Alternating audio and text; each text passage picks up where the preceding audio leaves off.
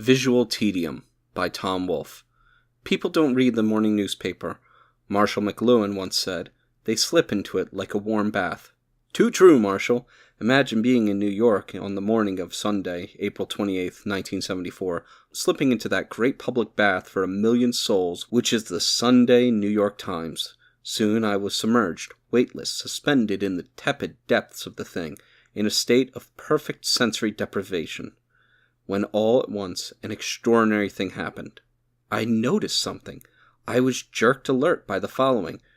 Realism does not lack its partisans, but it does rather conspicuously lack a persuasive theory. And given the nature of our intellectual commerce with works of art, to lack a persuasive theory is to lack something crucial. The means by which our experience of individual works is joined to our understanding of the values they signify. Now you may say, my God, man, you woke up over that? But I knew what I was looking at. Without making the slightest effort, I had come upon one of those utterances in search of which psychoanalysis and State Department monitors of the Moscow press are willing to endure a lifetime of tedium, namely, the seemingly innocuous obiter dicta, the words in passing, that give the game away. What I saw before me was the critic-in-chief of the Times saying, these days, without a theory to go with it, I can't see a painting. All these years, I'd made my way into the galleries of Upper Madison and Lower Soho waiting for something to radiate directly from the paintings into my optic chiasma. All these years, I had assumed that in art, if nowhere else, seeing is believing. Well, how very short-sighted. Now at last, on April 28th, I could see. I'd had it backward all along. Not seeing is believing, but believing is seeing. For modern art has become completely literary. The paintings and other works exist only to illustrate the text. Naturally, les modernes put a burden on theory.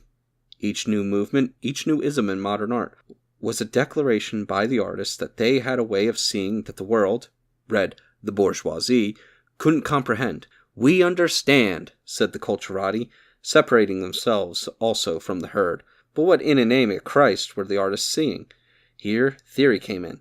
All we ask for is a few lines of explanation.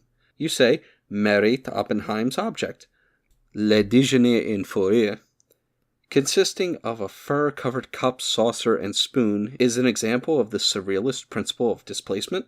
You say the texture of one material, fur, has been imposed upon the forms of others, china and tableware, in order to split the oral, tactile, and visual into three critically injured, but for the first time, fiercely independent parties in the subconscious? Fine, but none of the abstract expressionist paintings that remain from the palmy days of 1946 to 1960, and precious few are still hanging except in museums and the guest bedrooms of Long Island beach houses, back there with the water pitcher left over from the set of dishes the newlyweds bought for their first apartment after the war. Not even Pollocks and de Koonings make quite as perfect a memorial to that confident little epoch as the theories. Theories? They were more than theories. They were mental constructs. No, more than that even. Veritable edifices behind the eyeballs they were, castles in the cortex, crystalline. In time, these theories seemed no longer mere theories, but axioms, part of the given, as basic as the four humors had once seemed in any consideration of human health. Not to know about these things was not to have the word, but exactly. A curious change had taken place at the very core of the business of being a painter. Somehow the ethereal little dears were inapprehensible without words. In short, the new order of things in the art world was, first you get the word, and then you can see.